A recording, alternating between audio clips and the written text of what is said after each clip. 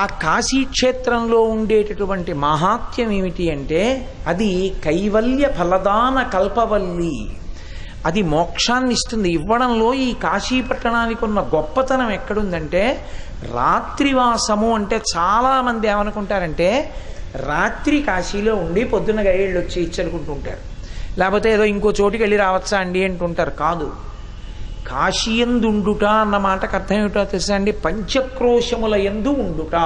దీనికి విస్తీర్ణం ఏది చెప్పబడిందో అందులోనే ఉండాలి. పగళ్ళు రాత్రులు కూడా ఇక్కడే ఉండాలి. అలా ఉంటే ఏమవుతుంది అని అడుగుతారేమో. పరమేశ్వరుడు ఒక వరం ఇచ్చాడు. అగస్త్య మహర్షి యొక్క వైభవంలో చెప్తారు, ఎవరైనా 3 రాత్రులు 3 పవళ్ళు కాశీపట్టణంలో ఉన్నారనుకోండి, ఎక్కడికి వెళ్ళలేదు, ఈ పంచక్రోశముల మధ్యలోనే ఉండిపోయారు. అలా ఉండిపోయాడు. ఆయన ఏం చేయలేదు, ఇక్కడ ఉండిపోయి ఆయన ఉండిపోయాడు అంతే. 3 రోజులు, 3 రాత్రులు ఉన్నాడు, 3 పగళ్ళు ఉన్నాడు. అలా ఉన్నవాడికి రాజసూయము అశ్వమేధము చేసినటువంటి ఫలితాన్ని ఆయన ఖాతాలో వేస్తాడు. అంటే అసలు కలియుగంలో అశ్వమేధయాగం లేదు. కలియుగంలో అశ్వమేధయాగానికి ప్రత్యామ్నాయం ఏమి అంటే అనాథప్రేత సంస్కారమే. మనుష్య శరీరము అనాథప్రేతముగా పంచభూతములలో కలవకూడదు, అది వేదం యొక్క నిర్ణయం. అందుకే అనాథప్రేతం కనపడింది అనుకోండి, దానికి సంస్కారం ఎవరు చేస్తారో సమంత్రకంగా కలియుగంలో వారు అశ్వమేధయాగం చేసిన వారితో సమానం.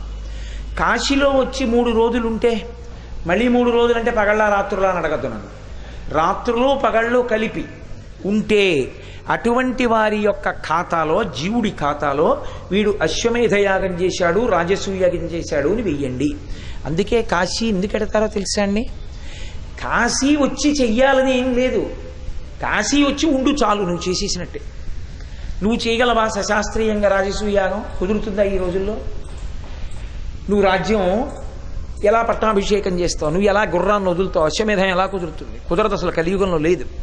లేకపోయినా ఫలితం ఎందుకు ఇస్తారంటే ఒక్క కాశికావాసము వలన ఇస్తారు.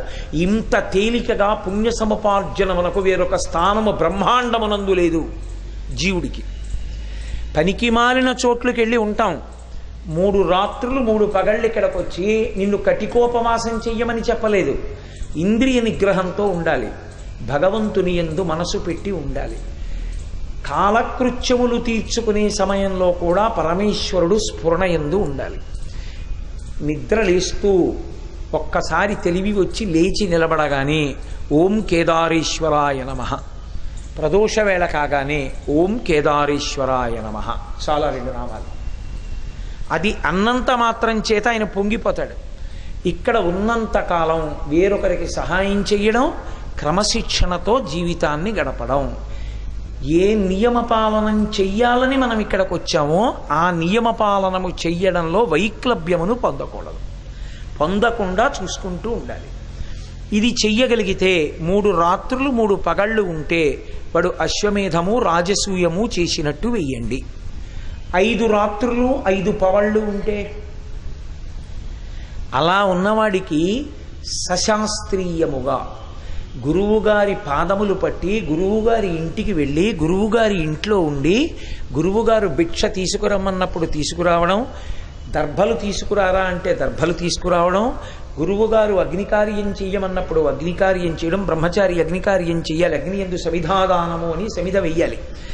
ఆ కూర్చుని చెయ్యక్కర్లేదా అంటే రోజు సమిధాదానం చేస్తాడు, సమిధాదానం చెయ్యాలి బ్రహ్మచారి. సశాస్త్రీయమైన జీవితాన్ని గడుపుతూ గురుముఖత 4 వేదములు చదువుకుంటే, ఎందుకంటే ఒక వేదంలో పుట్టినవాడు వేరొక వేదం చదువుకునేటప్పుడు మళ్ళీ ఉపనయనం చేసుకోవాలి ఋగ్వేదం జరిగితే.